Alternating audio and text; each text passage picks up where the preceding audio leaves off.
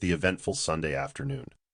From the moment of his morontia resurrection until his ascension, Jesus appeared 19 times in visible form to his believers on earth.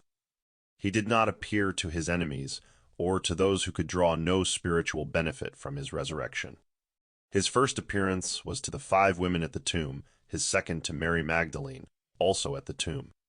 The third appearance took place around noon on this Sunday in Bethany. Shortly after midday, James, the eldest brother of Jesus, had walked to the empty tomb of Lazarus, where he reflected on the news he'd received an hour earlier, that Jesus had reportedly risen.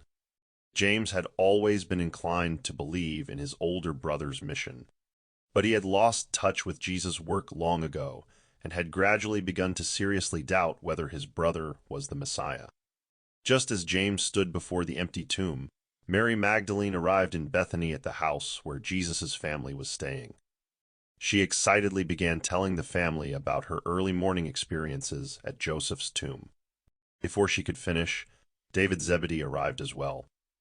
While James stood in the garden by the tomb, he suddenly became aware of someone nearby, as if a hand had tapped his shoulder. When he turned to look, he gradually saw a strange figure appearing beside him. He was too stunned to speak and too afraid to flee. Then the figure spoke and said, "James, I've come to call you into the service of the kingdom. Join your brothers in earnest and follow me." When James heard his name spoken, he knew it was his eldest brother, Jesus, for he recognized the voice. James wanted to kneel before him, exclaiming, "My father and my brother," but Jesus asked him to remain standing. For nearly 3 minutes, they walked through the garden and spoke together. It was a serious conversation in which Jesus confirmed James as his disciple. As they neared the house where Jesus' family was staying, Jesus took his leave, saying, "Farewell, James, until I greet you all together." James rushed inside and cried out, "I've just seen Jesus and spoken with him. We talked earnestly. He's not dead, he's risen. He vanished before my eyes and said, 'Farewell until I greet you all together.'" Now everyone present began to believe in Jesus' resurrection. James announced he would not return to Galilee, and David exclaimed, "He's not only been seen by women, even his own brother has seen him. I think I'll meet him again myself." David didn't have to wait long, for the fourth appearance of Jesus before mortal eyes occurred just before 2 o'clock in that same house, when Jesus suddenly appeared to his earthly family and their friends. 20 people were inside when Jesus appeared in the open back doorway and said, "Peace be with you. I greet those who were once close to me as kin, and I greet those who are my brothers and sisters in the kingdom. How could you doubt so much? What are you waiting for? Go and follow the light of truth with all your heart.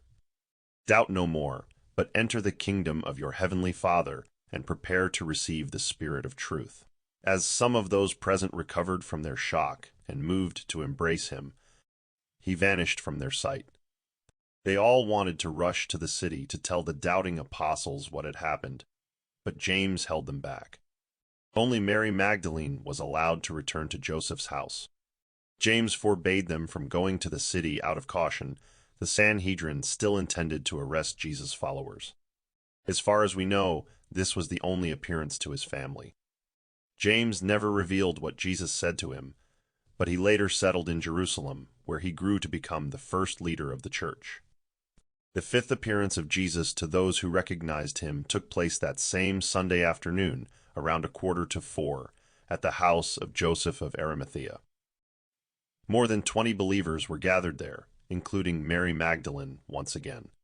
James, Jesus' brother, had asked her not to go directly to the apostles, so she had gone to Joseph's house instead. She had just arrived and begun telling them that Jesus had now appeared to his family in Bethany, when a solemn silence fell. They beheld the fully visible figure of the risen Jesus standing among them.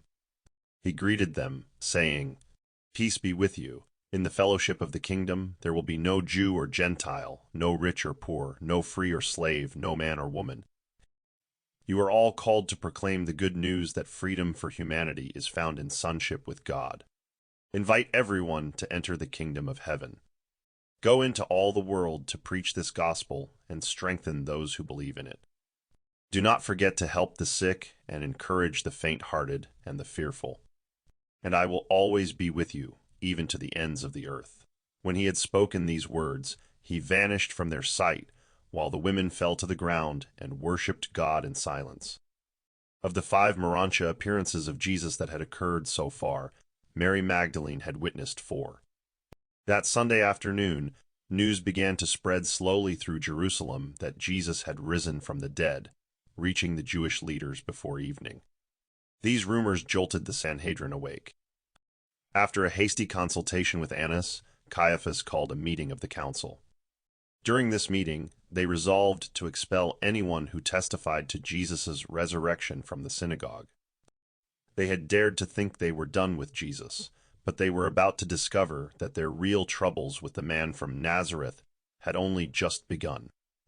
Around 4:30, the 6th appearance of the Master occurred, this time to about 40 Greek believers gathered at the home of a man named Flavius. Many of these Greeks had witnessed the arrest on the Mount of Olives. As they discussed the rumors of Jesus' resurrection, he appeared among them, despite the doors being carefully locked, and spoke to them. "Peace be with you. Though the Son of Man was born among the Jews on earth, he came to serve all people. In my Father's kingdom there will be neither Jews nor Gentiles. You will all be brothers, sons of God.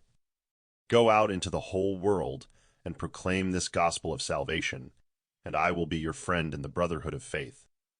I will guide you with the Spirit of truth to the Father." After giving them this charge, he took his leave, and they saw him no more. That evening and night, the Greeks stayed together, remaining awake to discuss these matters, fervently hoping the Master would visit them again. Rumors of Jesus' resurrection and reports of multiple appearances to his followers now spread quickly, stirring the entire city into great excitement.